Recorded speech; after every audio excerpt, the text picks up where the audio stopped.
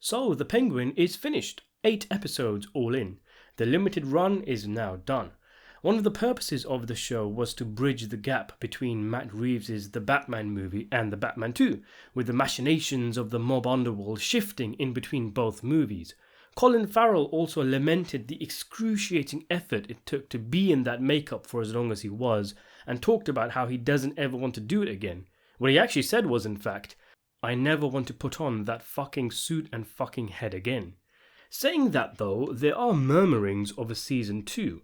How much of this is because there is enough story potential there, who knows? I do hope this isn't a case, as we've seen many a time, of a studio latching onto a hit and pumping out sequels and new seasons, milking it dry until it all turns sour and we end up getting a disdain for the initial movie or TV series. The show was excellent. It did its job. It told a self-contained story. It introduced a few new characters and it bridged the gap between the 2 Batman movies, showcasing the Penguin's rise to being one of the top gangsters in Gotham City.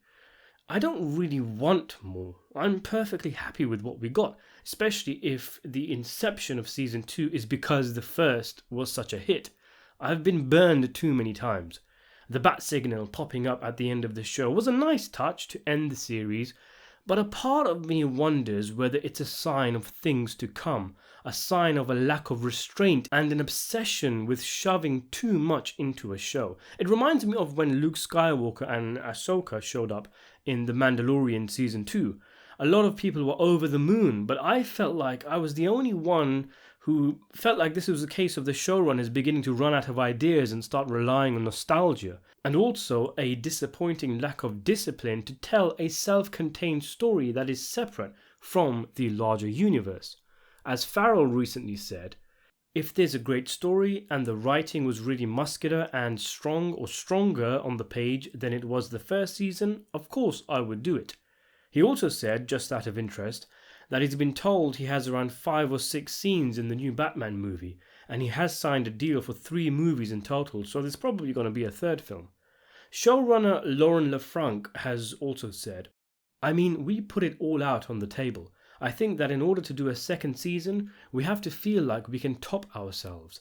We have to feel like there's something more there to really dig into. I mean, I really care about all these characters, even if they're terrible people. It's been a joy to write them, even though they're twisted and complicated and weird and darkly funny. So look, I think Gotham City is just such a fun sandbox to play, and I'd love to keep playing in it, but I think it just has to be the right thing. We should never do anything just to do it." So at the very least, they're saying all the right things, and the elements are there for another season. Imagine, for example, a morally grey Harvey Dent going after Oz and his mob, leading to his disfigurement and eventually an explosive mob war between Two-Face and the Penguin. Sofia Falcone, for example, is also still alive, and she was the breakout hit of the show. Great writing with her character and superbly portrayed by Kristen Milioti. Some of her scenes, like when she's prancing around in the final episode setting fire to the Falcone house, could have come off as cringeworthy if delivered by a lesser actress, but she was absolutely sublime, injecting the right amount of unhinged villainy and empathy into her performance. Anyway, let's talk a bit about the show. I made a video a few weeks ago after the 4th episode came out where I said the show is the best crime drama out right now, and I still agree with that. I was starting to think whether I had been a bit premature in my praise because episode 5, a bit of a transitional episode, was a bit of a dip in quality, but it quickly picked up after that.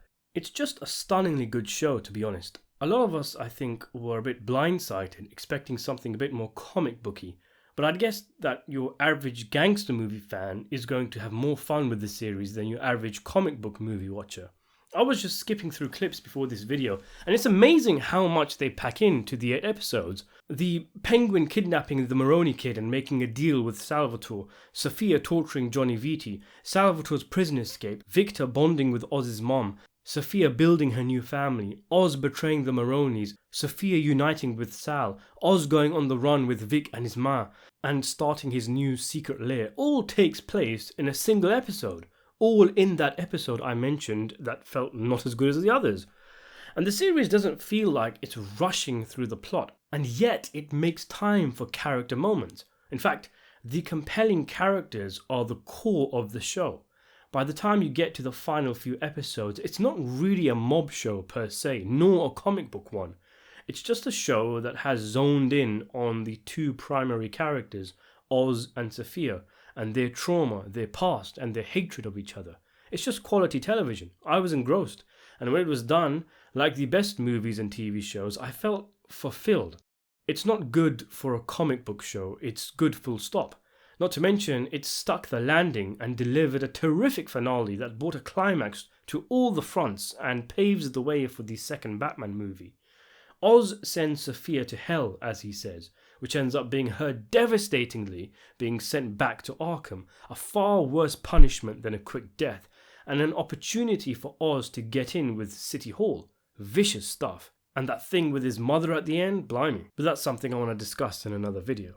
I don't really have any major complaints of the show. I did mention earlier that I wasn't the biggest fan of Victor, but he does grow on you as he and Oz become more tight, so to speak. Of course, I would have preferred if John Turturro played Carmine as he did in the movie, but that's a small issue. I did also feel at times it was weird how empty the underworld felt at times. Guys like Sofia and Salvatore seemed to be walking around all by themselves or with just a few goons, instead of a small army as you might expect from characters who are fighting for control of the entire city. Like, when they're fumbling around Oz's apartment, don't they have goons for this kind of work? Novelty complaint here, but Oz also never puts on that top hat that he holds in the final episode. That would have been the icing on the cake. The only character I didn't like was this guy, Dr. Julian Rush. There's just something off about him. I don't know if it's the performance, the way he speaks, whatever, but I just get the sense he plays with his bum when no one's looking. I get he started feeling for Sofia when she went through her torture, but it did feel like there was a big jump in between that and him deciding to become her loyal subordinate and staring at her constantly like he wants to lick her toes. That transition could have been fleshed out a little. In fact, he was such a non-entity that some fans initially speculated that he was a figment of Sofia's imagination. In any case, the final episode makes his purpose clear. A bit of a hokey hypnosis plot device to get Frances to remember her past to set up the conflict in the final episode between Oz and his mother. But what a scene that was between Oz, his mum, and Sofia. Everyone was on fire in that scene. Sofia looked absolutely demented. Frances is completely broken as she finally reveals the truth after all these years. And you can see Oz regress into a little boy with his ma. Really good acting from Farrell, buried under heavy makeup as well. I do seem to have a different interpretation of a key scene in the finale to most. So Sofia is sent back to Arkham. Her face while she's being arrested shows a slow realization of the fate in store for her. But her final scene, when she's in the prison and she gets a letter from Selina Kyle, her half-sister, delivered by Julian in uniform, I assumed this was a flashback, in that this happened when she was inside during that 10-year stretch, and it's one of the things that kept her going. This idea that she does have a half-sister out there, a half-sister who has escaped the underworld of Gotham. That's why Sofia planned to leave Gotham after she had settled her family business, because she knew she had a sister out there somewhere. But it doesn't seem like this is in line with what everyone, the showrunner included, is saying about the scene, and it's actually set in the present day, teasing future involvement of Sofia, perhaps a team-up with Catwoman. I don't know, I just assumed it was a flashback, and I still feel it works better that way. You still have the hope for her, if that's what you want, because Selina is still out there. I had no idea that Julian was still holding down a job, for example, in between being a lackey for a crime boss. What do you think? They've really crafted a great character in Oswald. He's essentially a violent, murdering, untrustworthy, selfish narcissist with something of an Oedipus complex. And the show repeatedly tries to show us this, but his compelling attitude, this kind of plucky it's us versus them mentality he displays to Victor, to his crew, to his mum, sucks us in. It makes us think there is more there. There is a sadness or something worth sympathizing with. But there really isn't. He just keeps doubling down on how sleazy and evil he is, and our journey into the show is us coming to terms with that. Others have been burned by Oz, like Sofia, but we don't initially know that, instead writing her off as a psycho until we see her story. Victor is our audience surrogate, who sees an intimate side of Oz nobody else knows about. He becomes his ride-or-die partner, the one guy Oz can trust and will keep by his side, only for this to be turned on its head also with him betraying Victor and in turn betraying us, betraying our trust because we expected more from Oz and we're punished for it. It was honestly the biggest red flag of the show initially for me, the idea that seeing too much of a bad guy will make him too likable, but they were on top of that. In fact, that's a real staple of the show. It often seems to know what I was thinking. Not even just on a macro level, but smaller scenes too, like when Vic is giving a speech to the gangsters about how much Oz has done for them, that they have to go look for him and rescue him after the explosion. It felt like a rousing speech that would typically be followed by a team effort. Anti-heroes assemble, or something. Pretty eye-rolling. But Vic instead gets punched in the stomach and the mobsters leave him in the street. And nor is it treated like, oh hey, we subverted your expectations, didn't we? It just all kind of feels very organic in universe. There's more I want to say about the show, but I might save this for future videos. What did you think of The Penguin? And do you want to see a season 2? Let me know in the comment section below. Subscribe to the channel and thanks for watching.